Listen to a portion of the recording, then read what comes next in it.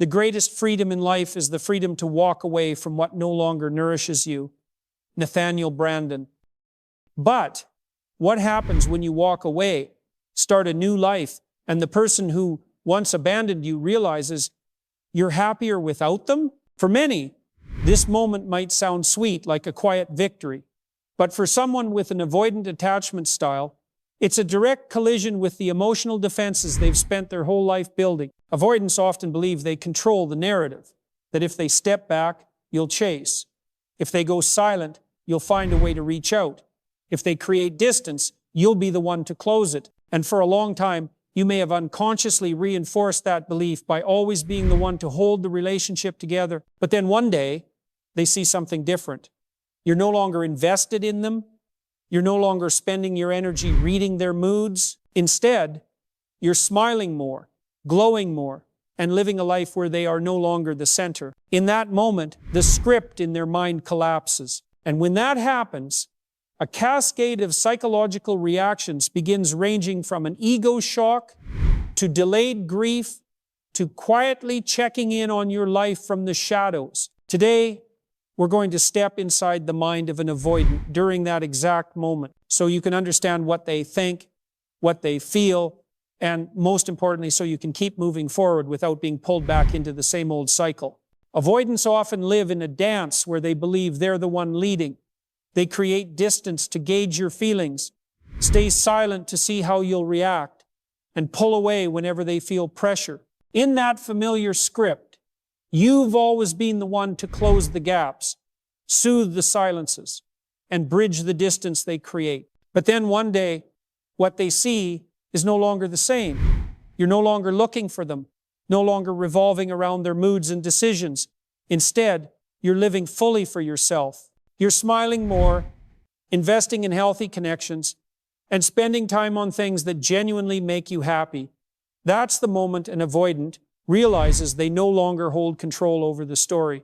And when this happens, a series of deep psychological reactions within them begins to unfold. Today, we're going to explore these 5 defining reactions and why this is the perfect moment for you to reinforce your inner strength and self-worth. In the mind of an avoidant, your constant presence is a given, like an anchor point they believe will never disappear. They have grown accustomed to you persevering through long silences, overlooking hurt in order to mend things, and pouring all your energy into keeping the relationship from falling apart. To them, this has never been proof of steadfast love. Instead, it's been part of the familiar script. They withdraw you, move closer. They go silent, you initiate conversation. They turn cold, you work to warm things back up. However, when that picture changes, when they see you calm, no longer revolving around them, a shock occurs. This is the moment their ego is deeply shaken. The feeling of losing control over someone who was always there leaves them unsettled, even quietly panicked. They have long used a protective shell to shield themselves from unwanted emotions. And now, a crack has formed. For an avoidant, control is not just a way to maintain their position in the relationship. It's also the shield that keeps them from feeling powerless and deeply hurt. When that shield starts to break, a chain of psychological reactions begins. Self-doubt, fear of loss, and questioning whether they have misjudged you all along. The certainty that you would always be the one who stays is now gone. This feeling intensifies when they realize that your peace is not a performance meant to provoke them, but the result of truly letting go and focusing on yourself. This shakes one of their deepest beliefs, that they can come back whenever they choose, and you will open the door to welcome them. And from here, the second reaction begins to take shape, what I call delayed grief. Avoidants rarely feel the pain of loss right away. They try to distract themselves, filling their time with work, hobbies, or shallow relationships. But when the shock of losing control continues to linger, the emotions they have suppressed for so long begin to crack open and pour out, pulling them into a state where they are forced to truly face the reality of losing you. This is the turning point that leads to the second reaction, which we will explore in depth next. Delayed grief in an avoidant often begins quietly, almost invisibly. Right after a breakup, they typically don't feel the full weight of the loss. Instead, they bury themselves in work, social activities, or short-term relationships to fill the void. This is a strategy they've practiced for years, postponing the need to face their real emotions, as if avoiding them long enough will make the pain disappear on its own. But then, when everything starts to settle and there are no longer enough distractions, a single moment perhaps when they accidentally see you smiling in a new photo, or hear from someone that you're genuinely enjoying, life becomes a mirror reflecting the truth. You are no longer part of their life. All the emotions they've suppressed for so long flood in at once.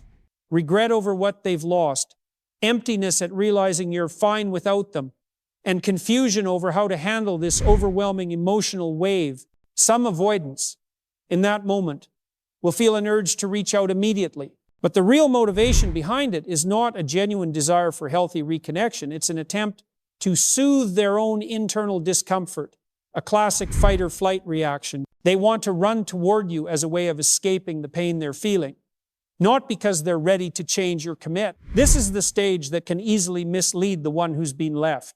You might believe they're coming back out of love, but in reality, they're looking for a temporary painkiller. And if you welcome them back right away, there's a high chance the old cycle will repeat. They will withdraw again once their emotional discomfort subsides. That's why understanding the mechanism of delayed grief is key to maintaining your boundaries and not getting pulled into their emotional loop. Because right after this stage, they often move into their third reaction, finding indirect ways to check in on you. This is when they avoid facing you directly, but begin quietly observing to see whether your happiness is truly lasting or just a temporary facade. At this stage, the avoidant begins to fall into a state of inner conflict. On one hand, they maintain their distance, avoiding direct contact out of fear of rejection or having to face the deep emotions they've always tried to avoid. On the other hand, curiosity and inner insecurity push them to check in on you and get a sense of where you stand. The result is that they resort to indirect ways of monitoring you without being detected. The most common method is quietly keeping tabs on you through social media. They may silently watch your stories, scroll through your photos, or read your posts for clues. If you have mutual friends, they'll subtly bring you up in conversation, fishing for updates without revealing their true intent. Some even go as far as creating hidden or alternate accounts to access the content you share. What they're looking for is not necessarily a reason to come back right away, but answers to two big questions in their mind. Is your happiness real? And have you truly let go of them? If, in their eyes, the answer to both is yes, it brings them mixed emotions, relief that you're no longer dependent on them, but also a deeper sense of loss because their special place in your life has been replaced. This is why you should never fake a glow-up or happiness just to get their attention. Avoidants are often highly attuned to inauthentic emotions and behavior. If they sense it's all a performance, it will only reinforce their belief that you're still stuck in the old dynamic with them. In that case, they'll keep holding their safe position and feel no urgency to change. On the other hand, when self-improvement stems from genuine personal needs, such as working out to become healthier, building positive new relationships, or pursuing personal goals, the transformation carries an authentic energy. That kind of energy not only makes you truly happier, it also creates a new type of distance between you and them, a distance they cannot control or erase. Interestingly, it is this very distance that tends to unsettle an avoidant the most. When they realize the old lines of connection have been cut, they begin to experience a powerful emotional trigger, the kind of feeling they normally go to great lengths to avoid. And this is when we move into the next reaction. Your calmness triggers their fear of abandonment. At this point, they're no longer just quietly observing.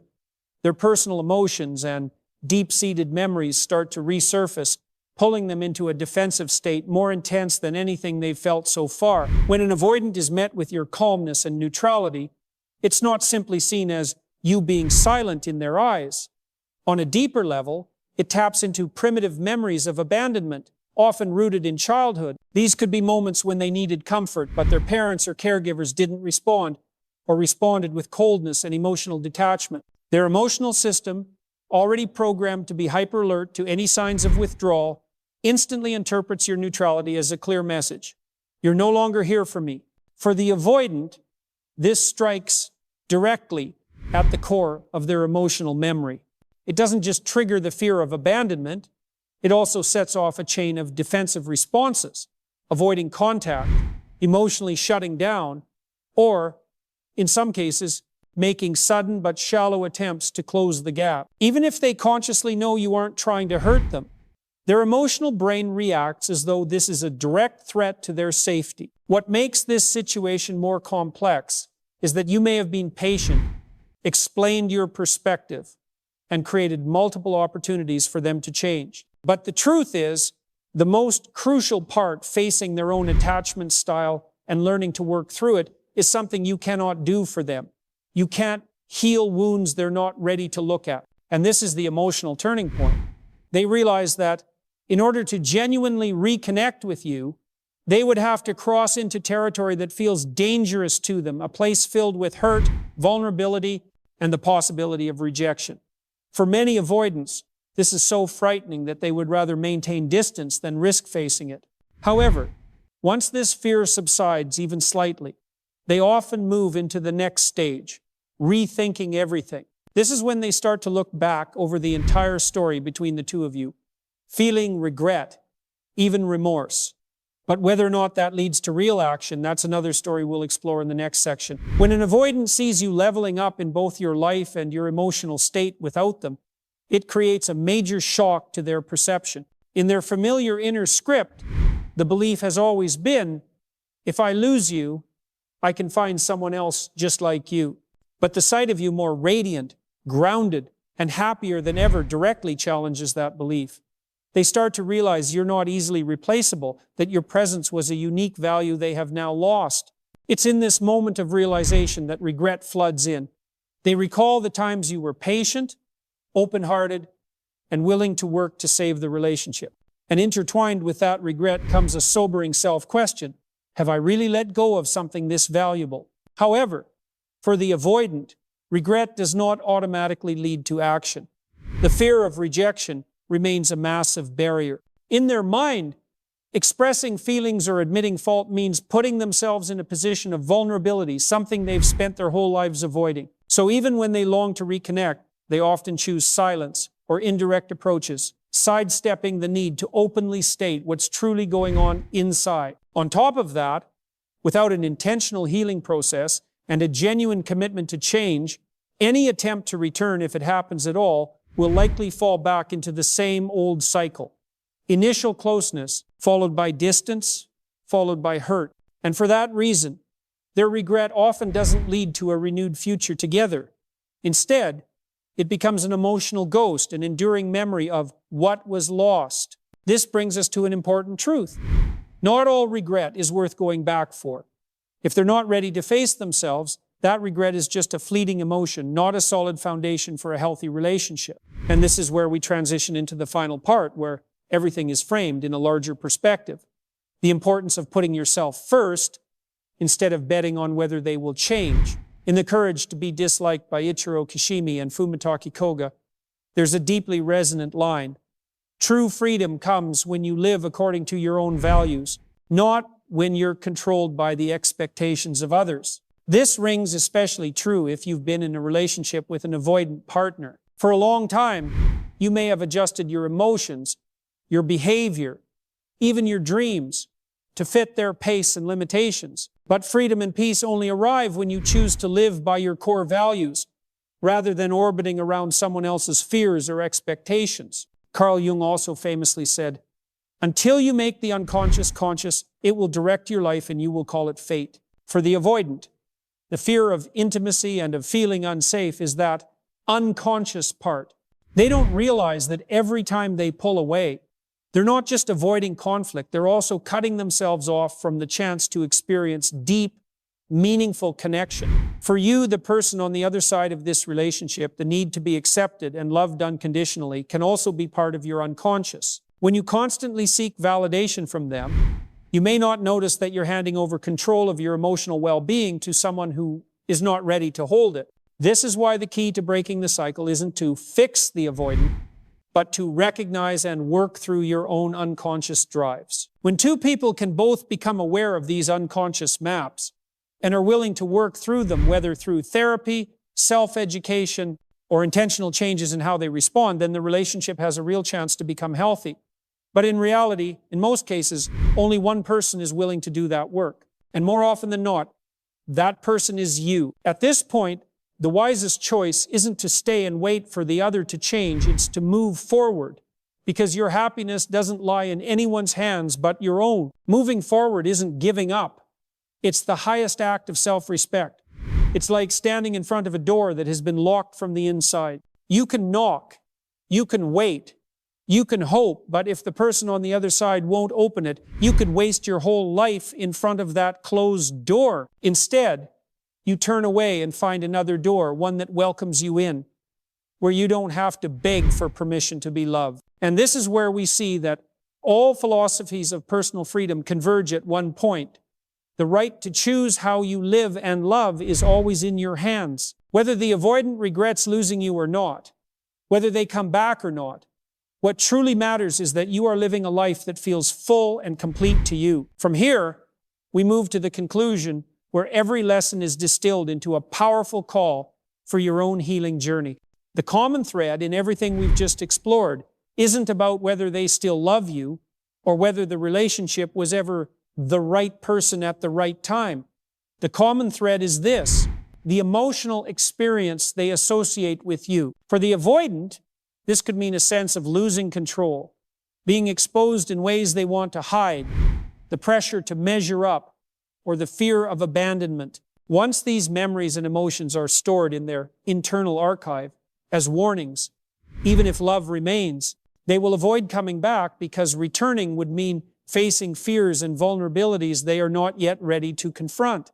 This is not your fault, and it is not your job to fix them. What you can and should do is turn back to yourself.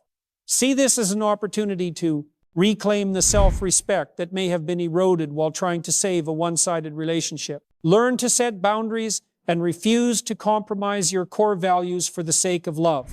Choose a partner who also chooses you instead of only hoping to be chosen.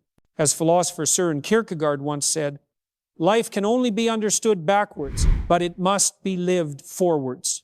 Let this relationship be a chapter that has closed and carry its lessons as part of your toolkit for the road ahead. Because when you stand firmly in your own value, healthy love will find you, not because you chase it, but because you've become someone ready to receive it. And when that happens, you'll no longer need to beg anyone to come back, because you'll know with certainty your happiness has never depended on whether someone stays or leaves.